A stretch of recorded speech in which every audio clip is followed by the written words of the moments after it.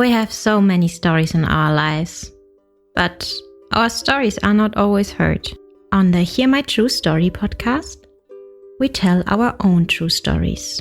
Before the white car parked, our head teacher had scattered.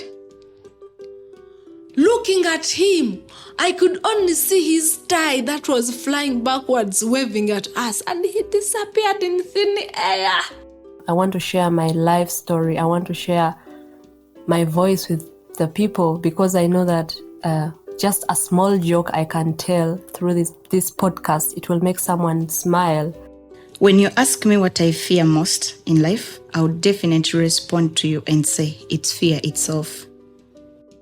We are fighting for togetherness. We are fighting for equal rights. We are fighting to end injustice. You don't have to be a storyteller or writer because, guess what? Life writes the best stories.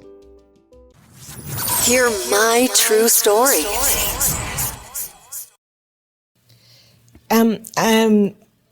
It helps to move to the West. I can't lie. I would like to say, no, it doesn't. But I made a choice. I knew what I was doing when I packed my bags and I sold everything I had and I bought one-way ticket with £40 and I landed in Britain. I knew that's where the agents are, that's where the publishers are, and that's where the reviewers are. Okay? Though my readers would be back here. And this is pretty worrying. If you're well known in the West as an African writer, people in Africa get to know you sooner than they get to know someone published on the continent. That is a sad fact. This is your favorite time of the week with your number one podcast. Hear my true story.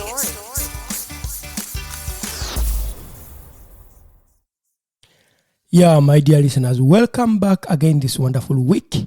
It is me, your host, Otako, and I'm really happy to have you again this wonderful week. Well, we are continuing with our previous conversation that we had on the podcast with a guest who was telling her story. She's known by the name Jennifer Nansubuga Makumbi. So, my dear listeners, without wasting a lot of your time, I want you to enjoy this wonderful episode. And if you really like it so much, you leave us a review. And for those who are listening for the first time, this is Hear My True Story podcast. We are having a collaboration with a Ugandan organization called Omuti Kreativ. Through their Ugandan Art Speaks Out podcast, we decided to team up and share stories from people that are living in Africa, living in Uganda, and some of them that are well known from this African continent. And for that reason, I want to say thank you for always listening to Hear My True Story podcast. I hope that you enjoy this wonderful episode. This week's special guest on your favorite podcast. Hear my true story.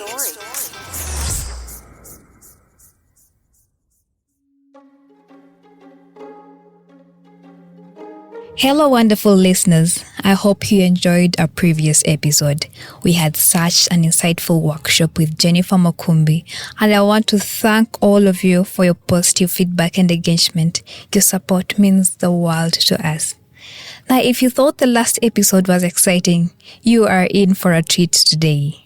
In this new episode, we'll be building upon the ideas and discussions from our previous topic.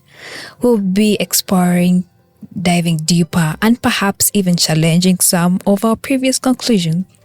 But before we jump in, I'd like to take a moment to express my gratitude to our sponsor, Omuti Kreativ. Your input truly helps shape the direction of this podcast. All right, let's get started.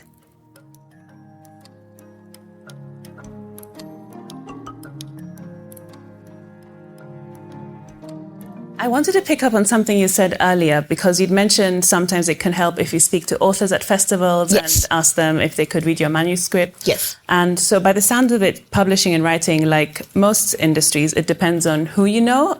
And it's hard to do that if you're a writer based on the African continent. You have the geographical constraints because, some of the biggest festivals, they are in the UK, such as Africa Writes, and there's also financial constraints and visa restrictions and all of that. So, and often in the case of yourself, you might have also gender and racial constraints as well.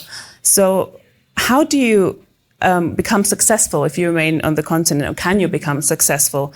And do you have to move to the West before you can even be considered by a publisher?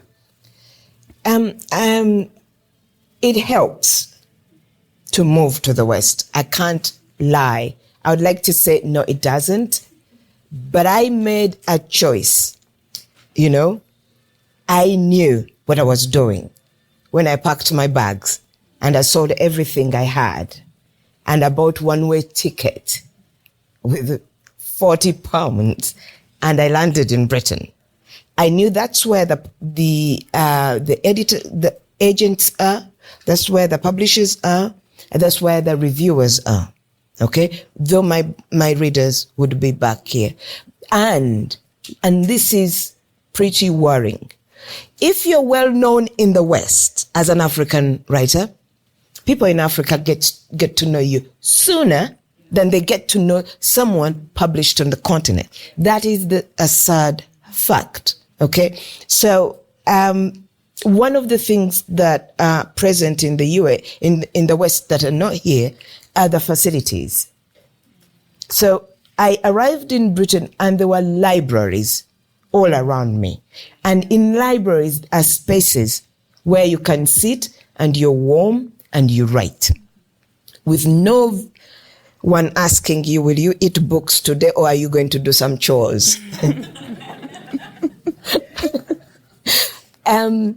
That was one thing. But also there are all these outfits. So in Manchester, there was an outfit called Black Writers. They would look for writers that are Black or African and then create a writing group for you. And they would review our writing, and then they would introduce us to people who have made it and who are making it. They would just open these small avenues, and they would say, okay, Jackie. No, not Jackie Asimwe. Jackie Roy? No. I'm talking about Jackie K. Jackie K, who is a British but Black writer, is coming to this place. All of you go. And then go and say, hello, Jackie. We would cause up. So they would get all those Black authors because they would be easy, accessible, and we would get to meet them. And somehow, then they start talking about you or things like that, which you don't have here, And then there are organizations which are going to say, okay, we have this program for unpublished writers. Can you put in your applications? We are going to mentor you. I went through all of that and I could not have found those aspects in Uganda. I'm sure sooner or later they will start, and that's what you're doing because you were in Britain and you saw how they promote. So it's wonderful to see that Goretti is doing that here, but I hope that the rich people in this country, we could have access to, because it's the rich people who sponsor and say, okay, I can give you 20 million for 10 authors and you do this and you do that for them, When that starts, then things will improve. But that's the reason, mostly the reason why people travel to the West to make it. But that doesn't mean you can't. There are some people who are ridiculously talented, and they can do it here. One time, there was a student who arrived from South Africa and came straight to Lancaster University. And I didn't teach him.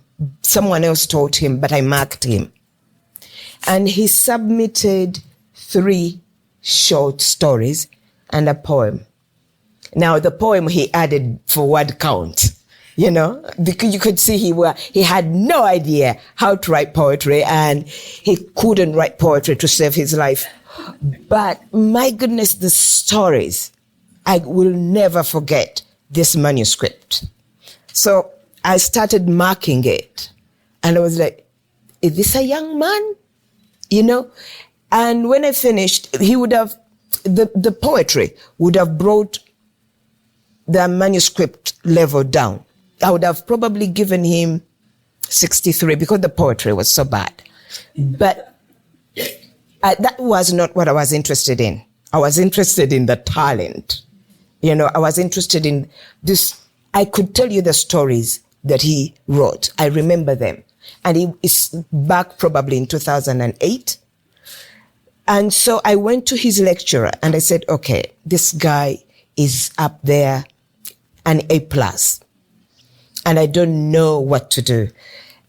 He is talented, and he's the kind you need to push to say, go ahead, you can do this. So I have intentionally ignored the poetry, and I'm going only to mark him on this.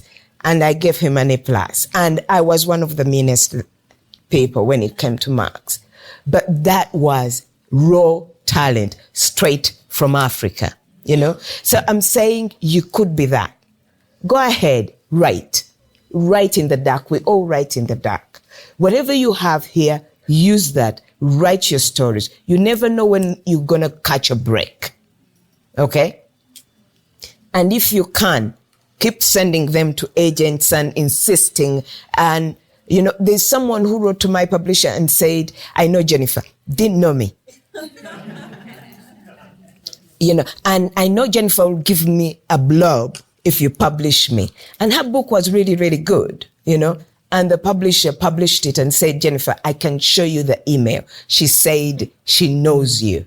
I've never met her. And yeah, I gave her a blurb because the book was really good. So much as there are so many mountains ahead of you, go for it. I can tell you that I went, anybody from the British Embassy? No? Okay. So I went to the British Embassy.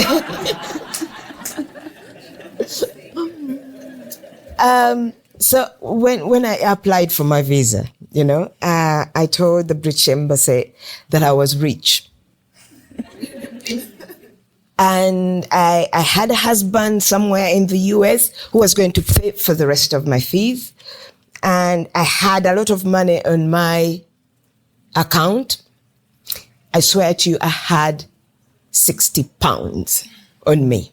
And I applied for the visa, and I had no idea where I was going to get the money for my master's degree. I arrived on a Friday, September 27th, 2001. And on Monday, I turned up in class and I registered. Very Ugandan, I registered. I had no money to pay 7,225 that I was supposed to pay for my course. I told the university as well, my husband in America is going to pay. Yeah, and they believed me. And so, because my friend told me this is what we do, we are hustlers as Ugandans. So, then she said, you're going to work 2 jobs. You work 2 jobs and then you study. And I swear to you, that's what I did. So, you're Ugandan, you're a hustler, go for it. Enjoying this episode? Leave a review now. Hear my true story. Thank you so much, Jennifer. I'd like to go back to, we talked about translations earlier, and I'd said that your books have been translated into 5 languages, including German, Dutch, Italian, French, and Turkish. And I actually saw the German edition of The First Woman in a bookshop in Germany last week, and I made my auntie buy it because I was shocked she hadn't read it. Fantastic. So how important are translations to you as an African writer? And how do you work with non-English speaking publishing houses? Okay. Being translated into a non-English language is a big deal. Really. That's when you know you've made it. Because you're not there to escort your novel across the borders. Someone took it, or it traveled on its own, and someone thought this is worth the while. Because translating is very expensive, you know? So they need to find somebody to translate you before they do what the rest of the other publishers have done. So it is a big deal. But it's one of those most weird things that can happen to you.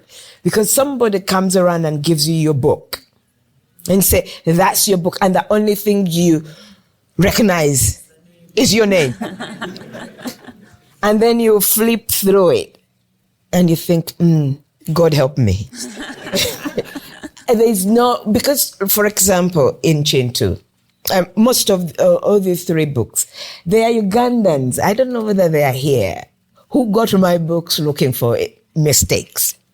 Oh, really? Oh, yeah. Oh, yeah. But why? And I like them. And I thank them.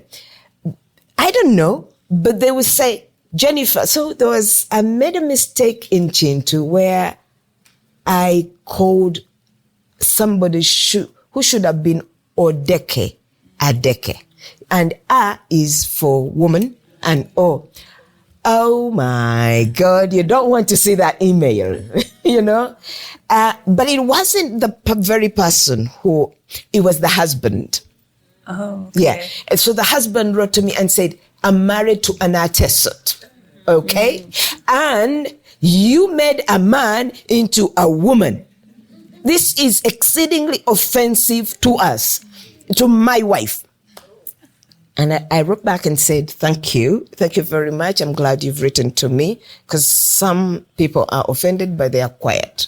And I wrote to my publisher and I said, can you change it? So I received a lot of letters from people, you know, helping me. And you keep changing. You keep correcting.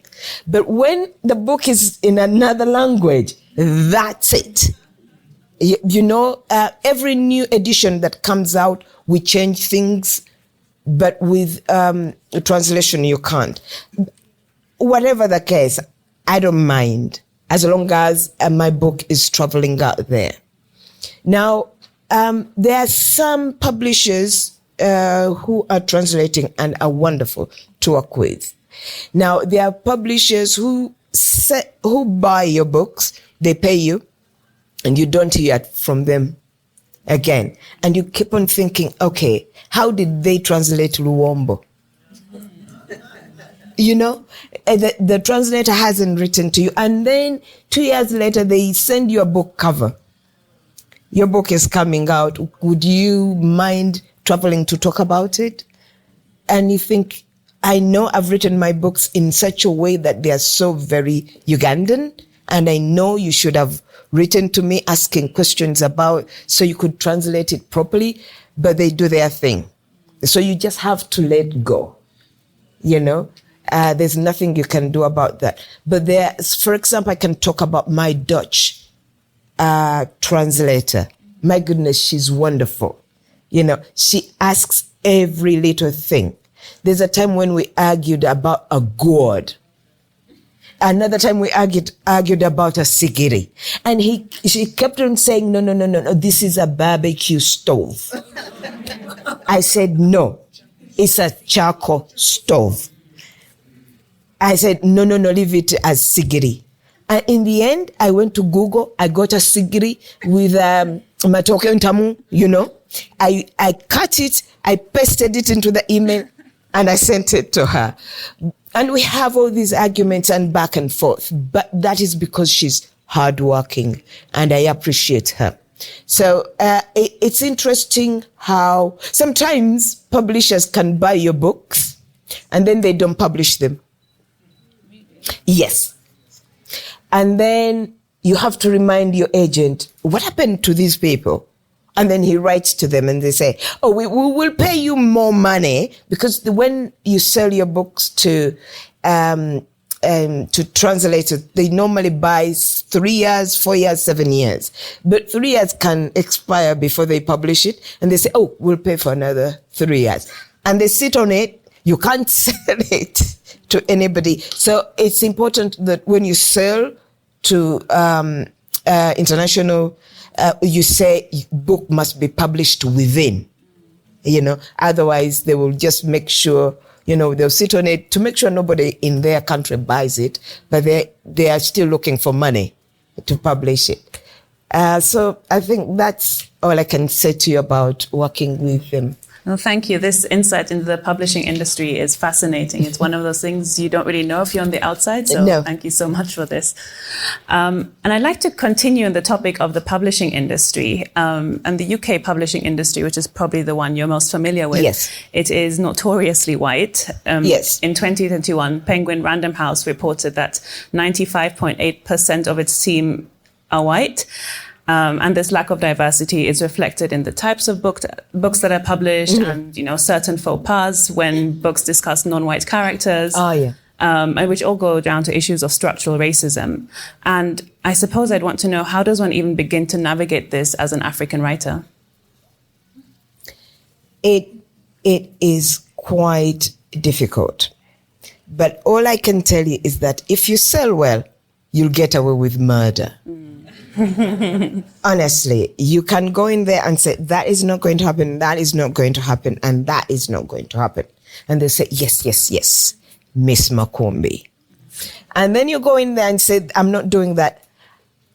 I'm afraid, Jennifer, we have to do this because this and this and that and that. Okay. However, as I said, they are changing. You just have to be strong, but also sometimes the book itself speaks. So, for example, there's a commissioning editor from, God, I forget the publisher, very big, wanted to publish Chintu. But when she read it, she said it needs changing and editing. And then she said, but I dare not touch a word on it, so I'm not going to publish it. So she read it and she knew it needed changing for her audience. But at the same time, she was aware that if she changed it, she would be in trouble, because it had already traveled in Africa, and Africans had said certain things about the book, so she couldn't. So that helped the book to be taken straight from Kenya, the way it was edited, and hasn't been changed. And remember, they put, the Americans did use a foreword, and Africans came after them, say, how dare you do this to this book, So there are certain instances where the book itself says, don't touch me. But there are instances where you as an author can get away with things. Now, as a result of that, I have a specific editor who's white. And that's what I'm drawing to. People can be white, but if they want you, they'll become African, I'm telling you. And they work hard at it. Because I have an editor who has a bank of Luganda words. You won't believe it. She's edited all the 3 books. And so now when I send a book over, she's the one who tells other editors, this means this, if she's done this, or don't do this or don't do that. But these are white editors, okay? Now, there's one problem with insisting on black editors. Black editors in Britain might not be African, culturally, even if they have Nansubuga as their name. They'll tell you, my parents are originally from Uganda, but I was born in Britain. They are not culturally Ugandan. The other thing is you want the best for your book. And because the world has, the publishing world has been white for a very long time. If you turn around and say, I need a black editor, they'll get you a black editor. But you have to ask which other books have they edited. So when Black Lives Matter happened, that was my dilemma. I want my books to be edited by the best, but the best are white people. Okay. But now what is happening is sensitive reading. So they will find Ugandan readers to read it. I think, could you maybe explain what sensitivity reading is to our audience? So this is where, as a writer, you could talk about a subject that is not innately you. So you are white, but you have a black character. And then you're saying about them blushing. So sometimes they would get somebody who understands that and say, okay, no, maybe this dark person does not blush. So there's that. But other times is you're arguing with your editor. They're saying we can't say this. And between you two, there's no agreement. If a third person comes in and is from your world and says, oh, this is whatever, then there are two of you. Or there are two of them and you have to give up on that, So those are people, when a book is finished editing, they send it to before they publish it. So this is where you find somebody publishes a book and black people come up and say, can you imagine? She called it this. She has her eyes. She said chocolate color. She said that and kinky hair and whatever, You have to do that now. Okay. But what we wanted was to start the journey, get black readers and editors into the internships so that they start to make the journey into. So if you are one of those people who prefer audiobooks, all my books were read by Ugandan. Yes. Like my publisher didn't even have to ask me. She assembled a group of Ugandan. What was interesting was the person I chose to read, the first woman, was from the north. Oh yeah. She was, because they send you videos, rather audios, with them reading bits of it. Yeah. And the best person came from the north. And I was there laughing with myself because, this is from Buganda. And I had 3 Buganda. Absolutely couldn't pronounce my name to save me. And the northern, yes. Were they Ugandans based in Uganda or British Ugandans? They were British Ugandans. But, they were based in Britain. I don't know whether they were British. But the best reader was from the north. And then the best reader for Chintu was put in the short stories. Ah, okay. Yes. And I had to tell them, look, this is a male voice and it sounds, because this is a very masculinist and the narrator sounds very male. They said, this person will do the story. So it's that sort of thing, when we ask for black or white or African, it's not straightforward that a black person will be the best for your book. Dear listeners, today we've had an incredible discussion. But hold on tight because the excitement does not end here. In our next episode, we'll be delving deeper into the crafting and honing of your writing skills. Get ready to uncover fascinating insights, explore expert opinions from Jennifer Makumbi, and gain a new perspective. Trust me, you won't want to miss it. So mark your calendars and make sure to tune in for our upcoming episode. It's going to be an enlightening journey you won't want to miss. Your favorite podcast is here. Hear my true story. So, my dear listeners, thank you so much for listening to Hear My True Story podcast. That was our wonderful episode with Jennifer Nansubuga Makumbi. This episode was so special because we did it as a collaboration where we teamed up with Ugandan Art Speaks Out, a podcast produced by Omuti Kreativ, and Hear My True Story podcast, a podcast that myself, Otako, produces. Well, we are happy always to share with you wonderful stories, real life experience from real life people. And I hope that you enjoyed this wonderful episode. For those who have been listening to Hear My True Story podcast, thank you so much. And for those who have listened for the first time, please, you can listen to this podcast on all podcast streaming platforms. Well, we have a lot for you in package. Come 2024, we have a lot of collaborations, cooperations. We have a lot of good stories that we are going to be sharing on this wonderful podcast. Thank you so much for listening to Hear My True Story podcast. And for that reason, I want to say bye for now. Till next week, thank you. We not only have voices for a podcast, but also faces for YouTube. Don't miss your next episode.